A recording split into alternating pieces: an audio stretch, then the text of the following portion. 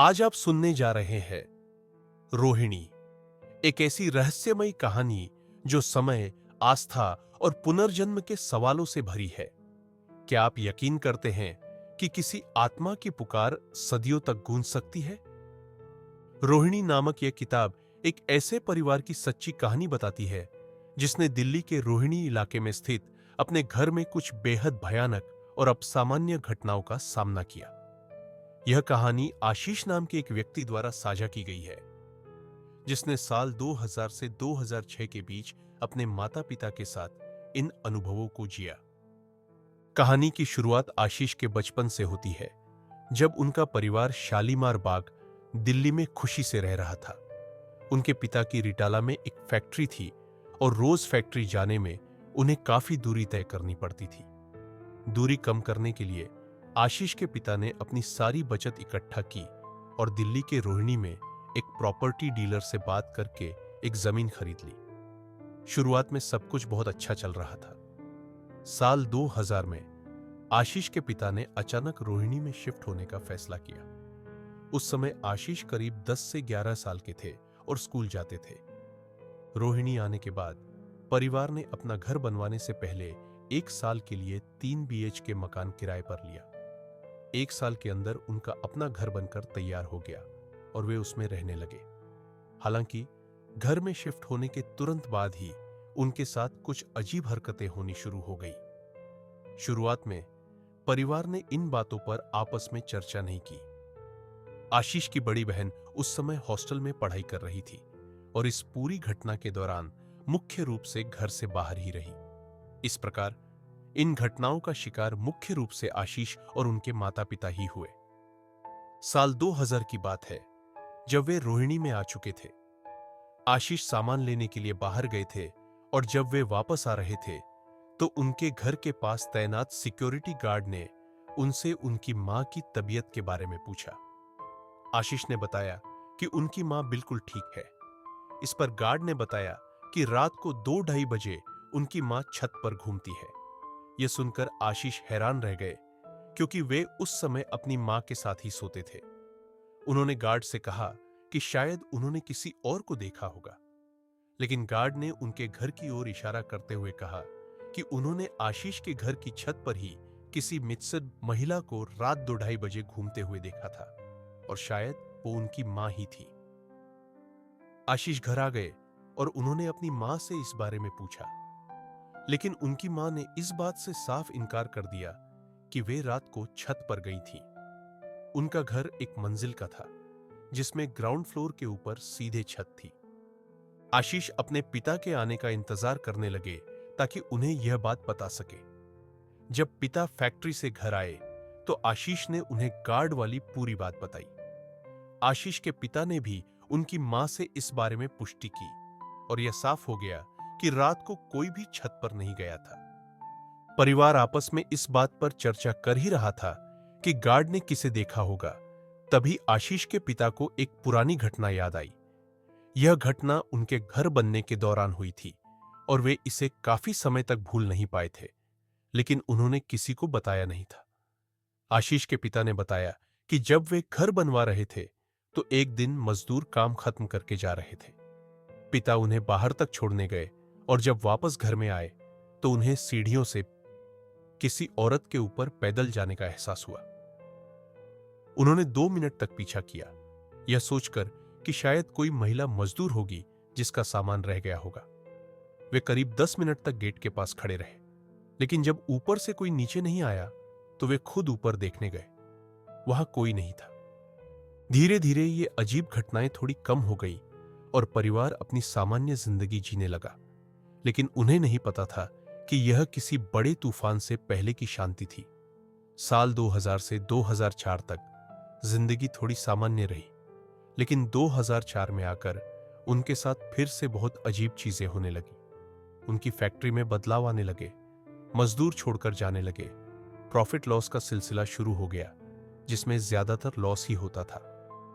साल 2004 तक उनके हालात अजीब होने लग गए थे। इस दौरान आशीष की बहन भी हॉस्टल से वापस घर आ गई थी। एक दिन रात को आशीष की मां को एक अजीब सपना आया। सपने में एक एंटिटी शक्ति आई और उनकी मां से कहा कि वे घर में पूजा पाठ बंद कर दें। उस एंटिटी ने यह भी कहा कि अगर उन्होंने पूजा पाठ बंद कर दी तो वो उन्हें मालामाल कर देगी। मां ने सुबह उठकर यह सपना अपने पति आशीष के पिता को बताया। पता नहीं उनके दिमाग में क्या आया, उन्होंने तय किया कि वे पूजा पाठ बंद कर देंगे। आशीष के अनुसार यह जानबूझकर नहीं किया गया था, लेकिन हुआ यह कि उन्होंने अपने घर में जहां वे पिछले 4-5 साल से रह रहे थे, अचानक पूजा बंद कर दी। हालात ऐसे हो गए थे कि उनके मंदिर में जाले लग जाते थे और जैसे ही घर में पूजा बंद हुई, अचानक से पैसों की बरसात शुरू हो गई।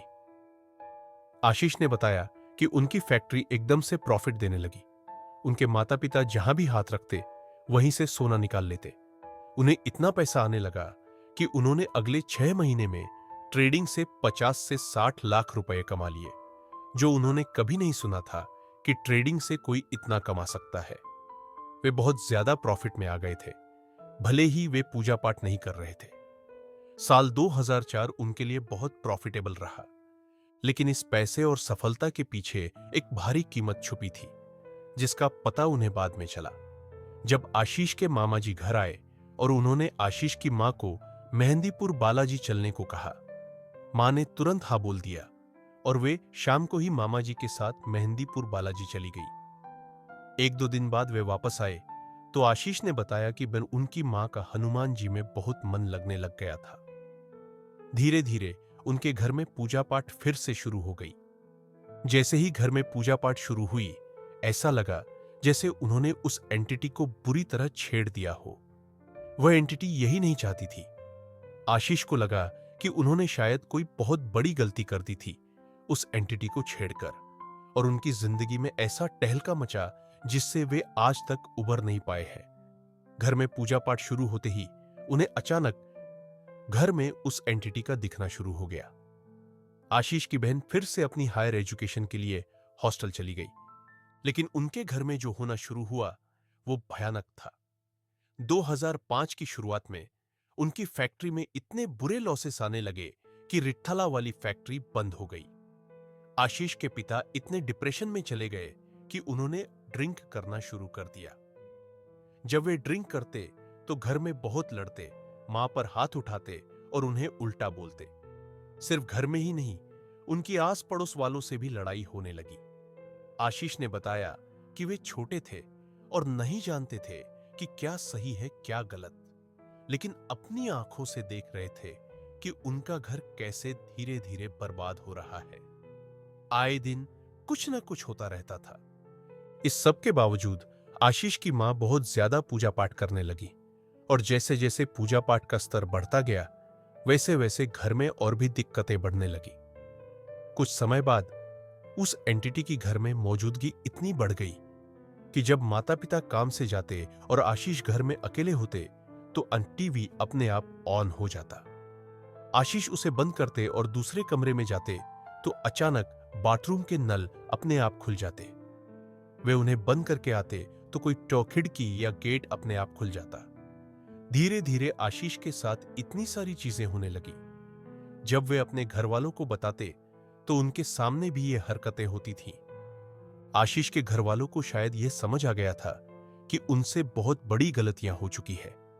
उस एंटिटी ने उनके घर में पूजा पाठ बंद करवाकर शायद अपनी मौजूदगी बहुत मजबूत कर ली थी। उनके घर में ऐसे बहुत सारे हादसे होने लगे जहां उनके पिता रात को चिल्लाकर उठते। मां को ऐसा लगता जैसे आगे पीछे कोई घूम रहा हो। आखिरकार आशीष के पिता ने सोचा कि अब उन्हें किसी सहारे की जरूरत होगी। वे अपने घर से दूर एक बहुत ही बड़े मंदिर से एक गुरुजी को लेके आए। जब वे गुरुजी को घर के सामने लेकर आए तो गुरुजी ने साफ अंदर जाने से मना कर दिया। उन्होंने कहा कि उन्हें अगर कोई बचा सकता है तो वह हनुमान जी बचा सकते हैं। उन्होंने सलाह दी कि उन्हें अपने घर में रोज सुंदरकांड के पाठ करने होंगे। उन्होंने कहा कि जो भी काम वे करेंगे उससे पहले उन्हें सुंदरकांड के पाठ करने होंगे, तभी वे बच पाएंगे। आशीष, उनके पिता और मां गुरुजी के साथ घर के बाहर खड़े थे। आशीष के पिता ने अचानक गुरुजी से उस घर का इतिहास पूछ लिया। वे जानना चाहते थे कि उनके आने से पहले यहां क्या हुआ था, जिसकी वजह से यह घर इतना बदनाम है, या यहां इस स्तर की हरकतें होती है।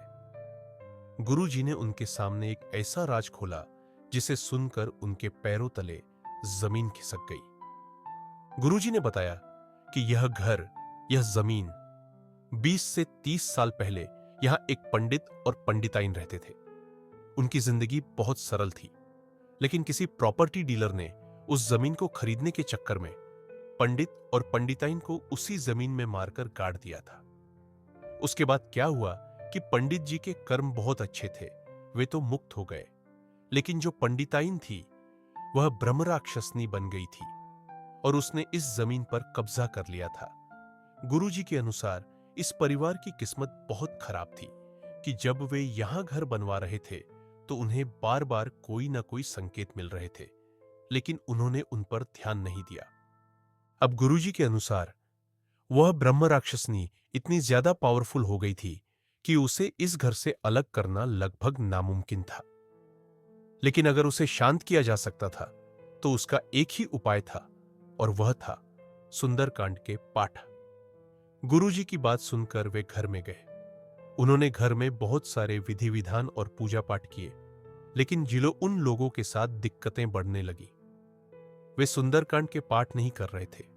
वे भगवान की पूजा की ओर तो बढ़े, लेकिन जैसा कि गुरुजी ने कहा था, जब तक वे अपने घर में सुंदरकांड के पाठ नहीं करेंगे वे इस चीज से मुक्त नहीं हो पाएंगे। धीरे धीरे एंटिटी अपनी हरकतों को और अलग तरीके से दिखाने लगी।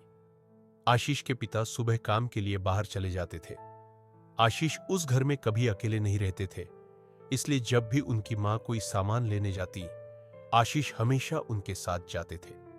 जब भी वे दोनों मां बेटा वापस घर आते और घर में दाखिल होते तो उन्हें बहुत ज्यादा कमजोरी महसूस होती थी। वे दोनों आराम करते थे और सीधे बिस्तर पर चले जाते थे। आशीष ने बताया कि एक दिन वे और उनकी मां राशन लेने बाहर गए। जैसे ही वे घर में वापस आए, वे दोनों बहुत ज्यादा थका हुआ महसूस करने लगे। आशीष अपनी मां के साथ बिस्तर पर लेट गए और थोड़ी आंखें बंद की। उनकी मां को तो नींद आ गई, लेकिन आशीष ने उसी अवस्था में एक ऐसी चीज देख ली जिसे वे आज तक नहीं भूल पाए हैं। आशीष लेटे हुए थे और उनकी आंखें ऐसी अवस्था में थी जहां वे सोए भी होते हैं और जगे भी होते हैं। उन्होंने देखा कि पुर्नीब अचानक से कोई सामान गिरा। उसी अवस्था में उन्होंने देखा कि पर्दाक कोई औरत चलकर आई। उसने उस सामान को उठाया, उनके पास रखा और वैसे ही चलकर अंधेरे की तरफ चली गई। यह देखने के बाद आशीष के रोंगटे खड़े हो गए। वे समझ नहीं पा रहे थे कि क्या करे और किसे बताए। आशीष ने यह सारी बात अपने पिता को बताई। पिता ने उनकी बात सुनी और वे गुरुजी के पास गए। उन्होंने गुरुजी को बताया कि बच्चे के साथ ऐसा हुआ है। गुरुजी ने कहा कि तुमने सुंदरकांड के पाठ नहीं किए ना। पिता ने बताया कि उनके पास इतना समय नहीं मिल पा रहा क्योंकि वे बहुत ज्यादा नुकसान में थे। आशीष के पिता ने कहीं ना कहीं सुंदरकांड के पाठ न करने के बहाने बनाने शुरू कर दिए थे। गुरुजी ने दोबारा कहा कि जब तक तुम लोग अपने घर में सुंदरकांड के पाठ नहीं करवाओगे, तुम कभी भी इस घर से मुक्त नहीं हो पाओगे। आशीष के पिता ने कहा कि वे इस घर को बेच देंगे। गुरुजी ने कहा कि तुम कुछ भी कर लो, तुम इस घर से कभी बाहर नहीं जा पाओगे। आशीष के पिता घर आए और अपनी पत्नी और बेटे से कहा कि कल से उनके घर में सुंदरकांड के पाठ शुरू होंगे। सुंदरकांड के पाठ शुरू हो गए और धीरे धीरे हालात सुधरने लगे थे। तभी कुछ दिनों बाद आशीष की बहन हॉस्टल से छुट्टी लेकर घर वापस आ गई। आशीष के पिता बस ये चाहते थे कि यह घर कैसे भी बिक जाए। उन्होंने अलग अलग प्रॉपर्टी डीलरों को घर दिखाया। हर कोई यही कहता था कि यह बहुत पॉश इलाके में है और आराम से बिक जाएगा।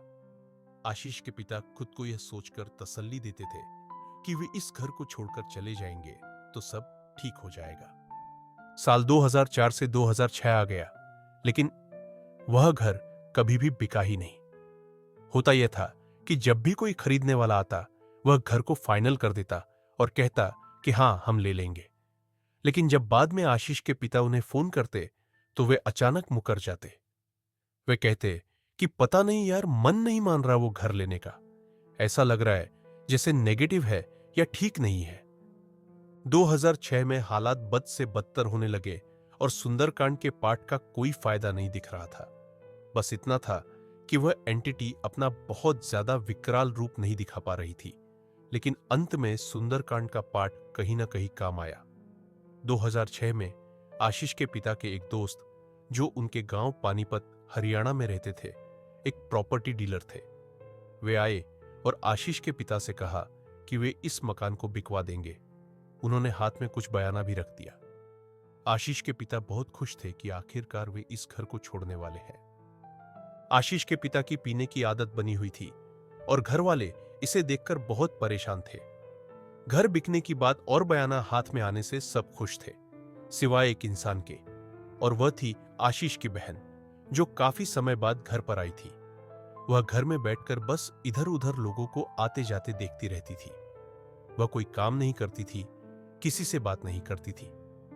घर के बिकने की खुशी में किसी ने भी बेटी पर ध्यान नहीं दिया कि अचानक उसके अंदर इतने बदलाव कैसे आ गए हैं।